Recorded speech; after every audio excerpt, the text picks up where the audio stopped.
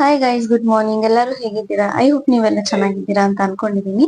So ಇವತ್ತು Monday, time already 8:10 ಆಗಿದೆ.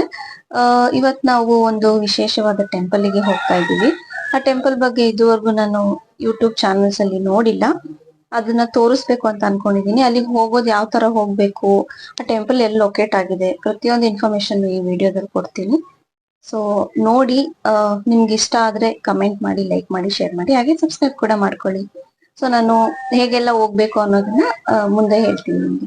ನಾವ್ ಯಾವುದೇ ಶುಭ ಕೆಲ್ಸಕ್ಕೆ ಹೋಗ್ಬೇಕು ಅಂತ ಹೇಳಿದ್ರು ಮೊದ್ಲು ನಾವು ನಮ್ಮ ಮನೆ ದೇವ್ರಿಗೆ ಪೂಜೆ ಮಾಡಿ ನಂತರ ನಾವು ಆಚೆ ಹೊರಡೋದ್ರಿಂದ ನಾವು ಹೋಗೋ ಕೆಲ್ಸ ತುಂಬಾ ಶುಭದಾಯಕವಾಗಿರುತ್ತೆ ಅಂತ ನಮ್ಮ ಅಮ್ಮ ಯಾವಾಗ್ಲೂ ನನಗ್ ಹೇಳ್ಕೊಟ್ಟಿದ್ದಾರೆ.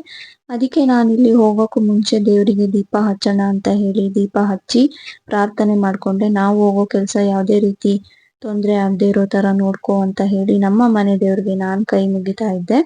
ಸೊ ಗೈಸ್, ಎಲ್ಲ ರೆಡಿ ಆದ್ವಿ. ಪೂಜೆಗೆ ಏನೇನ್ ತಗೊಬೇಕು ಎಲ್ಲ ತಗೊಂಡ್ವಿ. ಇನ್ನೇನ್ ಹೊರಡಬೇಕು. ಮಾವನ್ ಕಾರ್ ಬರುತ್ತೆ, ಸೊ ಕಾರ್ಗೋಸ್ಕರ ನಾವು ವೇಟ್ ಮಾಡ್ತಾ ಇದೀವಿ. ಸೊ ನಾವು ಹೋಗ್ತಿರೋದು ಕಾರ್ ಅಲ್ಲಿ. ಸೊ ಕಾರ್ ಅಲ್ದೇನೆ ನೀವು ಬೇರೆ ಯಾವ್ದೆಲ್ಲ ರೂಟಲ್ಲಿ ಹೋಗ್ಬೋದು ಅನ್ನೋದನ್ನ ನಾನು ನಿಮ್ಗೆ ಹೇಳ್ತೀನಿ. ಸೊ ನಾವು ಕಾರ್ಗೆ ವೇಟ್ ಮಾಡ್ತಾ ಇದೀವಿ. ಅಮ್ಮ, ಅಪ್ಪ, ಚಿಕ್ಕಿ ಎಲ್ಲ ರೆಡಿ ಆಗಿದ್ದಾರೆ. ಸೊ ನಾನು ಅಲ್ಲಿಗೆ ಹೋದ್ಮೇಲೆ ನಿಮ್ಗೆ ಸಿಗ್ತೀನಿ. ಅಲ್ಲಿವರೆಗೂ ಬಾಯ್. ಸೊ ಮಾವ ಬಂದ್ರು, ನಾವು ಕೂಡ ಹೊರಟ್ವಿ.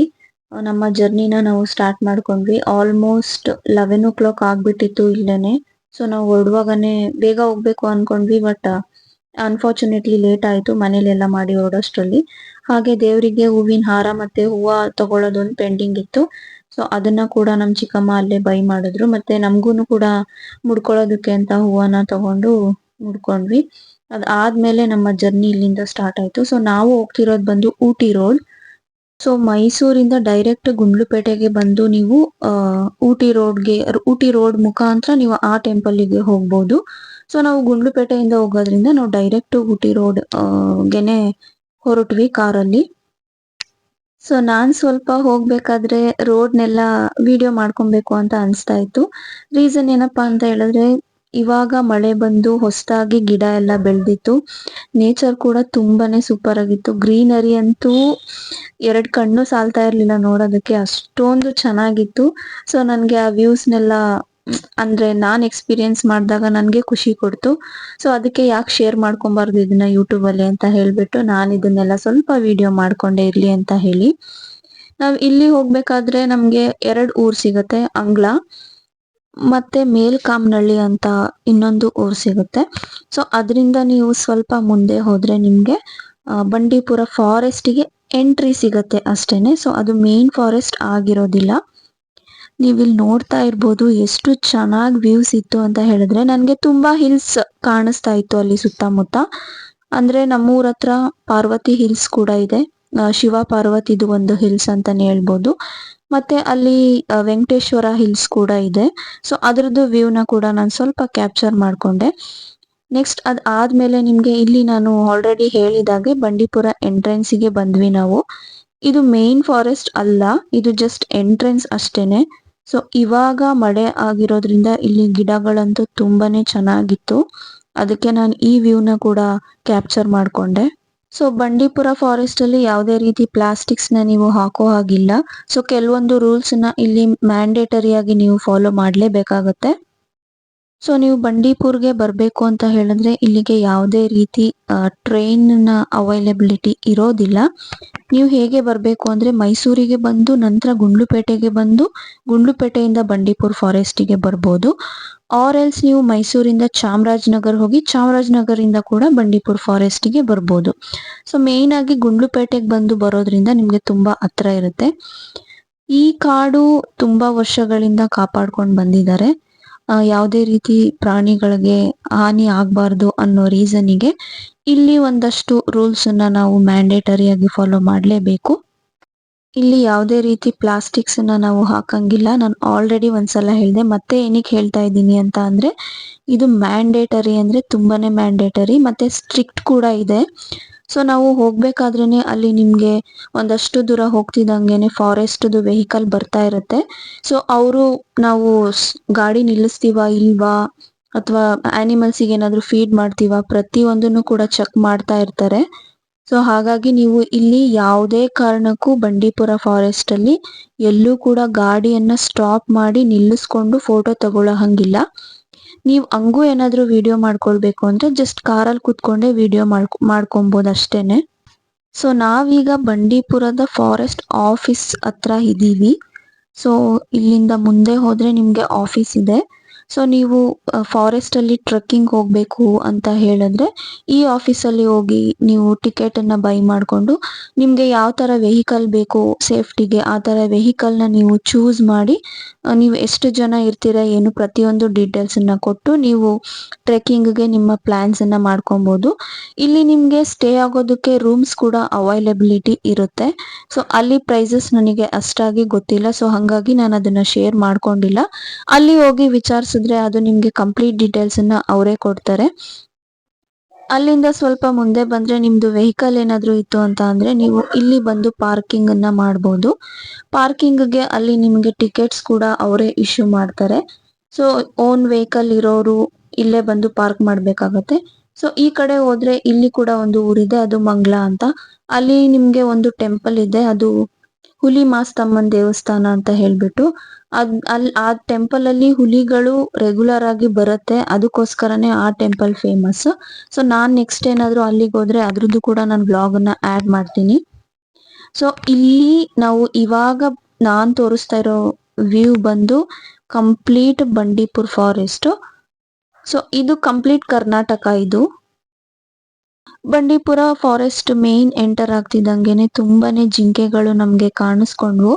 ಕಾರ್ ಸ್ಲೋ ಆಗ್ತಿದ್ದಂಗೆನೆ ಅವು ನಮ್ಮನ್ನ ನೋಡೋದು, ಹತ್ರ ಬರೋದು ಈ ತರ ಎಲ್ಲ ಮಾಡ್ತಾ ಇದ್ವು. ಬಟ್ ನಾವು ಗಾಡಿನ ಎಲ್ಲೂ ಸ್ಟಾಪ್ ಮಾಡ್ಲಿಲ್ಲ.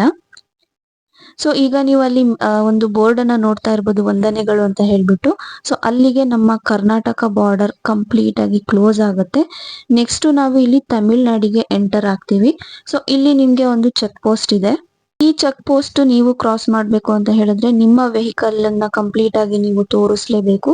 ವೆಹಿಕಲ್ ಒಳಗಡೆ ಎಲ್ಲ ಇನ್ವೆಸ್ಟಿಗೇಷನ್ ಮಾಡಿ ಪ್ಲಾಸ್ಟಿಕ್ಸ್ ಇದ್ರೆ ಅದನ್ನ ತೆಗೆದು ಅವರು ಡಸ್ಟ್ಬಿನ್ ಗೆ ಹಾಕಿನೇ ನಿಮ್ನ ನೆಕ್ಸ್ಟ್ ಮುಂದೆ ಹೋಗೋದಕ್ಕೆ ಬಿಡೋದು. ಸೊ ಇವಾಗ ನಾನು ತಮಿಳ್ನಾಡು ಬಾರ್ಡರ್ ಅಲ್ಲಿ ಎಂಟರ್ ಆಗಿದ್ದೀನಿ. ಸೊ ಇವಾಗ ನಾನು ಏನ್ ತೋರಿಸ್ತೀನಿ ಅದೆಲ್ಲ ಫುಲ್ ಕಂಪ್ಲೀಟ್ ತಮಿಳ್ನಾಡೇ ಆಗಿರುತ್ತೆ. ಇದು ಆಕ್ಚುಲಿ ತಮಿಳ್ನಾಡಿಗೆ ಸೇರ್ಕೊಂಡಿರುವಂತ ಜಾಗ. ಇದು ಇಲ್ಲಿಂದ ಫುಲ್ ತಮಿಳ್ನಾಡು ಅಂತಾನೆ ಹೇಳ್ಬೋದು. ಸೊ ಆ ಎಂಟ್ರೆನ್ಸ್ ಮುಗಿದ್ಮೇಲೆ ಅದರಿಂದ ಸ್ವಲ್ಪ ಮುಂದೆ ಬಂದ್ರೆ ಅಲ್ಲಿ ಒಂದು ಟರ್ನಿಂಗ್ ಅನ್ನ ತಗೊಬೇಕು ನಾವು. ಅಲ್ಲಿ ತೆಪ್ಕಾಡು ಅಂತ ಒಂದು ಊರಿದೆ. ಸೊ ಆ ಊರಿಂದ ನಾವು ಲೆಫ್ಟಿಗೆ ಟರ್ನ್ ಆಗಿದ್ರೇನೆ ನಮ್ಗೆ ಬೊಕ್ಕಾಪುರ ಟೆಂಪಲ್ ಗೆ ಹೋಗೋದಕ್ಕೆ ಒಂದು ರೋಡ್ ಸಿಗುತ್ತೆ. ಸೊ ಆ ರೋಡಲ್ಲಿ ನಾವು ಬರ್ಬೇಕು. ಇಲ್ಲಿ ಕೂಡ ಒಂದಷ್ಟು ಗಾಡಿ ಪಾರ್ಕಿಂಗ್ ಅನ್ನ ಮಾಡ್ಕೊಂಡಿದ್ದಾರೆ, ಬಿಕಾಸ್ ಹಿಂದೆಗಡೆ ರೆಸಾರ್ಟ್ ಇದೆ, ಅಲ್ಲಿ ಹೋಮ್ ಸ್ಟೇಸ್ ಎಲ್ಲ ನಿಮ್ಗೆ ಅವೈಲೇಬಲ್ ಇರುತ್ತೆ. ಅದರಿಂದ ಅದಾದ್ಮೇಲೆ ನಾವು ಮುಂದೆ ಬಂದ್ವಿ. ನೆಕ್ಸ್ಟ್ ನಮ್ಗೆ ಒಂದು ಊರ್ ಸಿಕ್ತು. ಆ ಊರಿನ ಹೆಸರು ಬಂದು ಮಸೀನಾ ಗುಡಿ ಅಂತ ಹೇಳಿ. ಇಲ್ಲಿ ಕಾಮನ್ ಆಗಿ ಅದನ್ನ ಮಶ್ನಿ ಗುಡಿ ಅಂತ ಕೂಡ ಕರೀತಾರೆ. ಈ ಊರಲ್ಲಿ ಮಸೀನಾ ಅಮ್ಮ ಅವರ ಸಮಾಧಿ ಇರೋದ್ರಿಂದ ಈ ಊರು ಮಸೀನಾ ಗುಡಿ ಅಂತಾನೆ ಫೇಮಸ್ ಆಗಿದೆ. ಸೊ ಅಲ್ಲಿ ಆ ಸಮಾಧಿಯಲ್ಲಿ ಕೆಲವೊಂದು ಟೈಮಲ್ಲಿ ವಿಶೇಷವಾದ ಪೂಜೆನ ಕೂಡ ಮಾಡ್ತಾರಂತೆ. ಇದರಿಂದ ಒಂದ 8 ಕಿಲೋಮೀಟರ್ ನೀವು ಹೋದ್ರೇನೆ ಸಾಕು, ಅಲ್ಲೇ ನಾನು ಹೋಗೋ ಟೆಂಪಲ್ ಅಂದ್ರೆ ನಮ್ಮ ಬೊಕ್ಕಾಪುರ ಟೆಂಪಲ್ ಸಿಗೋದು. ಇಲ್ಲಿ ನಾನು ನಿಮ್ಗೆ ತೋರಿಸ್ತಾ ಇರೋದು, ಅಲ್ಲಿ ನಿಮ್ಗೆ ಹಿಲ್ಸ್ ಕಾಣಿಸ್ತಾ ಇದೆ. ನಾನು ಅದು ಕ್ಲಿಯರ್ ಆಗಿ ಫೋಕಸ್ ಮಾಡಿ ತೋರಿಸ್ತೀನಿ. ಸ್ವಲ್ಪ ಮುಂದೆ ಹೋದ್ರೆ ಅಲ್ಲಿ ನಿಮ್ಗೆ ಹೈಟ್ ದ ಹಿಲ್ಸ್ ಕಾಣಿಸ್ತಾ ಇದೆಯಲ್ಲ, ಸೊ ಆ ಹಿಲ್ಸ್ ಮೇಲೆ ಹೋದ್ರೇನೆ ನಮ್ಗೆ ಊಟಿ ಸಿಗ್ಬಿಡತ್ತೆ. ಬೊಕ್ಕಾಪುರದಿಂದ ಒಂದ 35 ಕಿಲೋಮೀಟರ್ಸ್ ಆಗತ್ತೆ ಅಷ್ಟೇನೆ. ನೋಡೋದಕ್ಕೆ 35 ಕಿಲೋಮೀಟರ್ ಅಷ್ಟೇ, ಬಟ್ ಕಾರ್ ಓಡ್ಸೋರಿಗೆ ತುಂಬಾನೇ ಪ್ರಾಬ್ಲಮ್ ಅಂತ ಹೇಳ್ತಾ ಇದ್ರು ನಮ್ಮ ಮಾವ. ರೀಸನ್ ಏನಪ್ಪಾ ಅಂತ ಹೇಳಿದ್ರೆ ಕಾರು ಬೆಟ್ಟ ಹತ್ತೋದಕ್ಕೆ ತುಂಬಾನೇ ಕಷ್ಟ ಆಗತ್ತೆ ಅಂತ ಹೇಳ್ತಾ ಇದ್ರು ಮಾವ. ಸೊ ನಾನ್ ಸ್ವಲ್ಪ ಅದ್ರದ್ದು ವ್ಯೂ ಕ್ಯಾಪ್ಚರ್ ಮಾಡ್ಕೊಂಡು ತೋರ್ಸೋಣ ಅಂತ ಹೇಳಿ ತೋರಿಸ್ತಾ ಇದ್ದೆ. ಸೊ ಅಲ್ಲಿ ಏನೆಲ್ಲ ಹಿಲ್ಸ್ ಕಾಣ್ತಾ ಇದೆ ಅದೆಲ್ಲ ಕಂಪ್ಲೀಟ್ ಊಟಿ ಸೈಡೇನೆ. ನಾವು ಈಗ ನಮ್ಮ ಬೊಕ್ಕಾಪುರ ಟೆಂಪಲ್ಗೆ ಎಂಟ್ರಿ ಆದ್ವಿ. ಸೊ ನಾವ್ ಎಂಟ್ರಿ ಆದಾಗ ಬಿಸ್ಲಿತ್ತು, ನೀವು ನೋಡ್ತಾ ಇರ್ಬೋದು ತುಂಬಾನೇ ಬಿಸ್ಲಿತ್ತು. ನಾವ್ ಎಂಟ್ರಿ ಆದಾಗ ಆಲ್ಮೋಸ್ಟ್ 12:30 1 o'clock ಆಗಿತ್ತು. ಸೊ ಇಲ್ಲಿ ನಾನು ದೇವಸ್ಥಾನಕ್ಕೆ ಒಳಗಡೆ ಹೋಗೋಕ್ಕೂ ಮುಂಚೆ ಒಂದು ವಿಡಿಯೋನ ಮಾಡ್ಕೊಂಡೆ. ಒಳಗಡೆ ಹೋದ್ಮೇಲೆ ನಮಗೆ ವಿಡಿಯೋ ಮಾಡೋ ಪರ್ಮಿಷನ್ ಇರ್ಲಿಲ್ಲ. ಇಲ್ಲಿ ನಾವು ತಗೊಂಡೋಗಿರುವಂತಹ ಪೂಜೆ ಮತ್ತೆ ತಾಲಿ ಎಲ್ಲ ಕೊಡ್ಬೇಕಿತ್ತು, ಅದನ್ನೆಲ್ಲ ನಾವು ರೆಡಿ ಮಾಡ್ಕೊಳ್ತಾ ಇದ್ವಿ. ತಾಲಿ ನಾವು ಹಂಗೆ ತಗೊಂಡೋಗಿದ್ವಿ. ಅಲ್ಲಿ ಹೋಗಿ ಅರ್ಶಿನ ದಾರ ಹಾಕಿ ನಾವು ಅದನ್ನ ದೇವರಿಗೆ ಕೊಡ್ಬೇಕು ಅರ್ಶಿನ ದಾರದ ಜೊತೆಗೆ.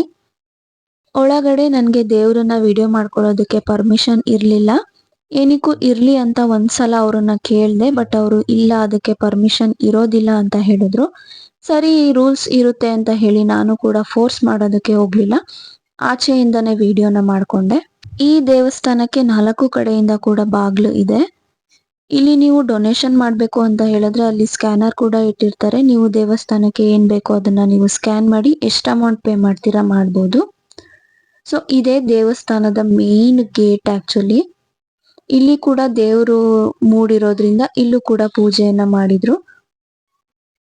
ಮೇನ್ ಗೇಟ್ ಇಂದ ಈ ರೀತಿಯಾಗಿ ದೇವಸ್ಥಾನ ಕಾಣಿಸ್ತಾ ಇತ್ತು. ಈ ಮೇನ್ ಗೇಟ್ ಹತ್ರನೇ ಒಂದು ಅರಳಿ ಮರ ಕೂಡ ಇದೆ. ಆ ಅರಳಿ ಮರದ ಕೆಳಗಡೆ ದೇವ್ರದ್ದು ಪಾದಾನ ಇಟ್ಟಿದ್ರು. ಕಾರಣ ಏನಪ್ಪಾ ಅಂತ ಹೇಳಿದ್ರೆ ರಾತ್ರಿ ಹೊತ್ತು ಈ ದೇವಸ್ಥಾನದ ಹತ್ರ ದೇವಿ ಸಂಚಾರ ಮಾಡ್ತಾಳೆ ಅನ್ನೋದು ಎಲ್ಲರ ನಂಬಿಕೆ. ಆ ಕಾರಣದಿಂದ ಅಲ್ಲಿ ಪಾದಗಳನ್ನ ಇಟ್ಟಿದ್ದಾರೆ. ಈ ದೇವಸ್ಥಾನದಲ್ಲಿ ವರ್ಷಕ್ಕೆ 1 ಸಲ ತುಂಬಾ ಅದ್ದೂರಿಯಾಗಿ ಜಾತ್ರೆಯನ್ನ ಸೆಲೆಬ್ರೇಟ್ ಮಾಡ್ತಾರೆ. ಹಲವಾರು ಕಡೆಯಿಂದ ತುಂಬಾ ಜನ ಬಂದು ಈ ಒಂದು ಜಾತ್ರೆಯನ್ನ ಅದ್ದೂರಿಯಿಂದ ನಡೆಸ್ಕೊಡ್ತಾರೆ. ಈ ಹಸು ಅಂತೂ ನಾವು ಬಾಳೆಹಣ್ಣು ಕೊಟ್ಟು ತಿನ್ಸಿ ಬಂದಿದ್ವಿ. ಅದೇನೋ ಗೊತ್ತಿಲ್ಲ ನಮ್ಮನ್ನ ಬಿಟ್ಟು ಹೋಗ್ತಾನೆ ಇರ್ಲಿಲ್ಲ. ನನ್ಗಂತೂ ತುಂಬಾ ಖುಷಿ ಆಗ್ತಾ ಇತ್ತು, ಅದಕ್ಕೆ ಅದ್ರ ಜೊತೆ ಮಾತಾಡ್ಕೊಂಡು ಕೂತಿದ್ದೆ ಸುಮ್ನೆ. ಇನ್ನು ಈ ದೇವರಿಗೆ ನಾನ್ ವೆಜ್ ತುಂಬಾನೇ ಫೇವ್ರೇಟ್ ಅಂತಾನೆ ಹೇಳ್ಬೋದು. ಇಲ್ಲಿ ತುಂಬಾ ಜನ ಕೋಳಿನ ಕುರಿನ ಈ ದೇವರಿಗೆ ಬಲಿ ಕೊಡ್ತಾರೆ. ಸೊ ನಾವು ಕೂಡ ಕೋಳಿನ ಬಲಿ ಕೊಡ್ಬೇಕಿತ್ತು. ನಾವೇನ್ ಮಾಡಿದ್ವಿ ಅಂತ ಅಂದ್ರೆ ಅಲ್ಲೇ ತಗೊಂಡೋಗಿ ಅಡ್ಗೆ ಮಾಡ್ಕೊಂಡು ಊಟ ಮಾಡ್ಕೊಂಡು ಬರ್ಬೋದಿತ್ತು. ಬಟ್ ನಾವು ಬೇಡ ಅಂತ ಹೇಳ್ಬಿಟ್ಟು ಅಲ್ಲಿ ಜಸ್ಟ್ ದೇವರಿಂದು ತೀರ್ಥ ಏನಿದೆ ಅದನ್ನ ಈಸ್ಕೊಂಡು ಮನೆಗೆ ಬಂದು ಮಾಡ್ಕೊಳ್ಳೋಣ ಅಂತ ಮೊದ್ಲೇ ಡಿಸೈಡ್ ಆಗಿದ್ವಿ. ಆ ಕಾರಣದಿಂದ ಪೂಜೆ ಮಾಡಿಸ್ಕೊಂಡ್ ಬರೋಣ ಅಂತ ಹೋಗಿದ್ವಿ. ಅಲ್ಲಿ ಯಾರೋ ಅಡ್ಗೆನ ಮಾಡ್ತಾ ಇದ್ರು ಆಕ್ಚುಲಿ. ಕುರಿ ಕಟ್ ಮಾಡಿದ್ರು ಅಂತ ಅನ್ಸುತ್ತೆ, ಗೊತ್ತಿಲ್ಲ. ನಾವು ಅಲ್ಲಿ ಸ್ವಲ್ಪ ಹೊತ್ತು ಟೈಮ್ ಸ್ಪೆಂಡ್ ಮಾಡ್ಬೇಕಿತ್ತಲ್ವಾ, ಹಾಗಾಗಿ ನಾನು ದೇವಸ್ಥಾನ ನೋಡಿದ ತಕ್ಷಣ ಒಂದು ವ್ಯೂ ಮಾಡ್ಕೊಳ್ಳೋಣ, ನನ್ ಜೊತೆಗೆ ಒಂದು ವಿಡಿಯೋ ಇರ್ಲಿ ಅಂತ ಈ ತರ ಸುಮ್ನೆ ವಿಡಿಯೋ ಮಾಡ್ಕೊಳ್ತಾ ಇದ್ದೆ. ಅಮ್ಮ, ಅತ್ತೆ, ಚಿಕ್ಕಿ ಅವರೆಲ್ಲ ಆ ಕಡೆ ಎಲ್ಲ ಓಡಾಡ್ಕೊಂಡು ಸುಮ್ನೆ ದೇವಸ್ಥಾನನೆಲ್ಲ ಅವರು ವಿಸಿಟ್ ಹಾಕೊಂಡು ಹೋಗ್ತಾ ಇದ್ರು. ಅಲ್ಲಿ ಕ್ಲೌಡ್ ಕೂಡ ತುಂಬಾನೇ ಚೆನ್ನಾಗಿತ್ತು. ಫುಲ್ ಸ್ಮೋಕ್ ಎಲ್ಲ ಬರ್ತಾ ಇತ್ತು. ಅಂದ್ರೆ ಕ್ಲೌಡ್ ಮೌಂಟೇನ್ ಎರಡು ಮಿಕ್ಸ್ ಆಗಿ ಫುಲ್ ಕ್ಲೌಡಿ ಪ್ಲಸ್ ಸ್ಮೋಕಿ ಆಗಿ ಒಂಥರ ಚೆನ್ನಾಗಿತ್ತು. ಸುತ್ತ ಕಾಡು, ಮಧ್ಯದಲ್ಲಿ ಟೆಂಪಲ್, ತುಂಬಾ ಪೀಸ್ಫುಲ್ ಅಂತ ಅನ್ನಿಸ್ತು. ಇನ್ನು ಅಮ್ಮ ಅಲ್ಲಿ ಜೀಪ್ ನಿಂತಿದ್ಯಲ್ಲ ಇಲ್ಲಿಗೆ ಯಾವ ರೀತಿ ಬರ್ಬೇಕು, ಓನ್ ವೆಹಿಕಲ್ ಇಲ್ದೇ ಇರೋರು ಅಂತ ಕೇಳ್ತಾ ಇದ್ರು. ಅವರು ಬಸ್ಸಲ್ಲಿ ಮಸೀನಾ ಗುಡಿಗೆ ಬಂದು ಅಲ್ಲಿಂದ ನೀವು ಈ ತರ ವೆಹಿಕಲ್ ಮಾಡ್ಕೊಂಡು ಬರ್ಬೇಕಾಗತ್ತೆ, ಒಂದಷ್ಟು ಚಾರ್ಜ್ ಮಾಡ್ತೀವಿ ಅಂತ ಹೇಳಿದ್ರು. ಪ್ರೈಸ್ ಕೇಳಿದ್ವಿ, ಅವ್ರು ನಮ್ಮ ಹತ್ರ ಏನು ಶೇರ್ ಮಾಡ್ಕೊಡ್ಲಿಲ್ಲ. ಇನ್ನು ಅಮ್ಮ, ಚಿಕ್ಕಿ, ಅತ್ತೆ ಎಲ್ಲ ಅಲ್ಲಿ ಮಸೀನಾ ಗುಡಿಯಲ್ಲಿ ಟೀ, ಬೋಂಡಾ ಎಲ್ಲ ತಿನ್ಕೊಂಡು ಎಂಜಾಯ್ ಮಾಡಿದ್ರು. ಅದಾದ್ಮೇಲೆ ನೆಕ್ಸ್ಟ್ ನಾವು ಹೊರಟ್ವಿ. ಒಂದಷ್ಟು ಆನಿಮಲ್ ಸಿಕ್ತು ನಮ್ಗೆ. ಪಿಕಾಕ್ ಇರ್ಬೋದು, ಮತ್ತೆ ಜಿಂಕೆ ಅಂತೂ ಒಂಥರ ಕುರಿಗಳು ರೋಡಲ್ಲೆಲ್ಲ ಮೇಯ್ಕೊಂಡು ಜಮೀನಲ್ಲೆಲ್ಲ ಓಡಾಡ್ಕೊಂಡಿರ್ತಾವಲ್ಲ, ಹಂಗೆ ಫುಲ್ ಎಂಜಾಯ್ ಮಾಡ್ಕೊಂಡು ಓಡಾಡ್ತಾ ಇದ್ವು. ಒಂದು ನವಿಲು ಗರಿ ಬಿಚ್ಚಿ ಹಾಡ್ತಾ ಇತ್ತು. ಸೊ ಅದನ್ನ ನಾನು ವ್ಯೂ ಮಾಡ್ದೆ, ಬಟ್ ಅದು ತುಂಬಾ ದೂರ ಇತ್ತು, ಅಷ್ಟೊಂದು ಕ್ಲಿಯರ್ ಆಗಿ ಕಾಣಿಸ್ಲಿಲ್ಲ. ಇನ್ನೊಂದ್ ಏನ್ ಖುಷಿ ಅಂದ್ರೆ ನನ್ಗೆ ಆನೆ ಕಾಣಿಸ್ತು. ಅದು ಜಸ್ಟ್ ಆನೆ ಮಾತ್ರ ಕಾಣಿಸ್ಲಿಲ್ಲ, ಜೊತೆಗೆ ಅದ್ರದ್ದು ಬೇಬಿ ಕೂಡ ಇತ್ತು. ಸ್ಟಾರ್ಟಿಂಗ್ ಅಲ್ಲಿ ನಾನ್ ನೋಡ್ದಾಗ ಬರೀ ಒಂದೇ ಒಂದ್ ಇದೆಯಲ್ಲ ಅಂತ ಹೇಳ್ಬಿಟ್ಟು ನಾನ್ ನೋಡ್ತಾ ಇದ್ದೆ. ತುಂಬಾ ಹೊತ್ತು ವೆಯ್ಟ್ ಮಾಡಿದ್ವಿ ಅಲ್ಲಿ. ಆಮೇಲೆ ಅದು ನಡ್ಕೊಂಡ್ ಹೋಗ್ಬೇಕಾದ್ರೆ ಹಿಂದೆ ಹಿಂದೆ ಬೇಬಿ ಹೋಗ್ತಾ ಇತ್ತು. ಅದನ್ನ ನೋಡಿ ಫುಲ್ ಖುಷಿ. ನಾವೆಲ್ಲ ಎಷ್ಟು ಖುಷಿ ಪಟ್ವಿ ಅಂದ್ರೆ ನಮ್ಮಮ್ಮ ಬೇಬಿ ನೋಡು ಅಂತ ಹೇಳಿ ತೋರಿಸ್ತಾ ಇದ್ರು. ಈ ಫಿಗರ್ ಎಲ್ಲೋ ನೋಡ್ದಂಗೈತಲ್ಲ, ನಂಗೂ ಹಂಗೆ ಅನ್ನಿಸ್ತಾ ಐತೆ. ಅದಾದ್ಮೇಲೆ ಮುಂದೆ ಹೋದ್ವಿ. ಅಲ್ಲಿ ಒಂದಷ್ಟು ಜಿಂಕೆ ಮತ್ತೆ ಕೋತಿ ಈ ತರ ಅಲ್ಲಿ ಮಧ್ಯ ತುಂಬಾನೇ ಜಿಂಕೆಗಳಂತೂ ಲೆಕ್ಕನೇ ಇರ್ಲಿಲ್ಲ, ಅಷ್ಟೊಂದು ಸಿಕ್ತು. ಸೊ ನಾವು ಇವಾಗ ಸಂಜೆ ಆಗಿತ್ತು, ಆಲ್ಮೋಸ್ಟ್ 4:30 ಹಂಗೆ. ಬಾರ್ಡರ್ ಕ್ರಾಸ್ ಮಾಡ್ಕೊಂಡು ತಮಿಳ್ನಾಡು ಬಾರ್ಡರ್ ಇಂದ ನೆಕ್ಸ್ಟ್ ಕರ್ನಾಟಕಗೆ ಎಂಟರ್ ಆದ್ವಿ. ಇದು ನಮ್ಮ ಮೇಲ್ಕಾಮ್ನಳ್ಳಿ ದೇವಸ್ಥಾನ. ಇದು ಆಂಜನೇಯ ಟೆಂಪಲ್. ನಾನ್ ಆ ದೇವಸ್ಥಾನಕ್ಕೆ ಸಪ್ರೇಟ್ ಹೋಗಿ ವಿಡಿಯೋನ ಮಾಡಿ ಹಾಕ್ತೀನಿ. ಅದೆಲ್ಲ ಮುಗಿಸ್ಕೊಂಡು ಊರಿಗೆ ಬಂದ್ವಿ. ಊರಿಗೆ ಬಂದ್ಮೇಲೆ ಮಾವ ಹೇಳಿದ್ರು ತಾತಂದು ತೋಟ ನೋಡ್ಕೊಂಡು ಹೋಗೋಣ ಅಂತ ಹೇಳ್ಬಿಟ್ಟು. ಸೊ ಅದಕ್ಕೆ ನಮ್ ತಾತನ್ ತೋಟ ನೋಡಕ್ಕೆ ಬಂದ್ವಿ. ನಮಗೂ ಏನೋ ಒಂಥರ ಖುಷಿ. ಯಾಕೆ ಅಂತ ಹೇಳಿದ್ರೆ ನಾವು ನಮ್ ತಾತನ್ ತೋಟನ ಹುಟ್ದಾಗಿಂದ ನೋಡೇ ಇರ್ಲಿಲ್ಲ. ಸೊ ನಮ್ ಮಾವ ಇವತ್ತು ಹೇಗಿದ್ರು ಬಂದಿದೀವಿ, ಒಂದು ವಿಸಿಟ್ ಹಾಕೊಂಡ್ ಹೋಗೋಣ ಹೇಗಿದೆ ಅಂತ ಹೇಳ್ಬಿಟ್ಟು ಕರ್ಕೊಂಡ್ ಬಂದ್ರು. ತುಂಬಾನೇ ಖುಷಿ ಆಯ್ತು. ಅಲ್ಲಿ ಒಬ್ರು ಗೆಸ್ಟ್ ಕೂಡ ಇದ್ರು. ಎಂಟ್ರಿಯಲ್ಲಿ ಒಂದು ಮನೆ ಇತ್ತು, ಆ ಮನೆ ಗೆಸ್ಟ್ ಇವ್ರೇನೆ. ಅಲ್ಲಿಂದ ಒಳಗಡೆ ಬಂದ ತಕ್ಷಣ ಇದೇ ನಮ್ಮ ತಾತನ್ ತೋಟ. ಹೇಳ್ಕೊಳ್ಳೋದಕ್ಕೆ ಒಂಥರ ಹೆಮ್ಮೆ ಅನ್ಸುತ್ತೆ. ಇನ್ನು ನಾನ್ ವೇರ್ ಮಾಡಿರೋ ಔಟ್ಫಿಟ್ ಬಂದು ಮೀಶೋದಲ್ಲಿ ಪರ್ಚೇಸ್ ಮಾಡಿದ್ದು. ನನ್ನ ಫ್ರೆಂಡ್ ಮೊದ್ಲು ತಗೊಂಡ್ಲು, ಅವಳನ್ನ ನೋಡಿ ನಾನು ಕೂಡ ಬೈ ಮಾಡಿದೆ. ಸೊ ಇಬ್ರು ಒಂದೇ ಕಲರ್ ತಗೊಂಡ್ವಿ, ತುಂಬಾನೇ ಇಷ್ಟ ಆಗಿತ್ತು ಅಂತ ಹೇಳಿ. ಕ್ಲಾತ್ ಮಾತ್ರ ತುಂಬಾನೇ ಸೂಪರ್ ಆಗಿ ಬಂದಿತ್ತು. ಸೊ ನಾವು ತಗೊಂಡಾಗ ಇದ್ರ ಪ್ರೈಸ್ ಬಂದು 2000 ರುಪೀಸ್ ಆಗಿತ್ತು. ಇವಾಗ ಎಷ್ಟಿದೆ ನನಗೆ ಗೊತ್ತಿಲ್ಲ. ಇದ್ರ ಲಿಂಕ್ ನಾನು ಡಿಸ್ಕ್ರಿಪ್ಷನ್ ಅಲ್ಲೇ ಹಾಕ್ತೀನಿ. ನಿಮ್ಗೇನಾದ್ರೂ ಬೈ ಮಾಡ್ಬೇಕು ಅಂತ ಹೇಳಿದ್ರೆ ಪ್ಲೀಸ್ ಡಿಸ್ಕ್ರಿಪ್ಷನ್ ನೋಡಿ ನೀವು ಅದನ್ನ ಬೈ ಮಾಡಿ. ನಾವು ಮನೆಗೆ ಬರೋಷ್ಟರಲ್ಲಿ 6:30, ಆಲ್ಮೋಸ್ಟ್ 7 o'clock ಆಗ್ಬಿಟ್ಟಿತ್ತು. ಸೊ ಇಷ್ಟೇ ಇವತ್ತಿನ vlog. See you in my next video guys. Bye.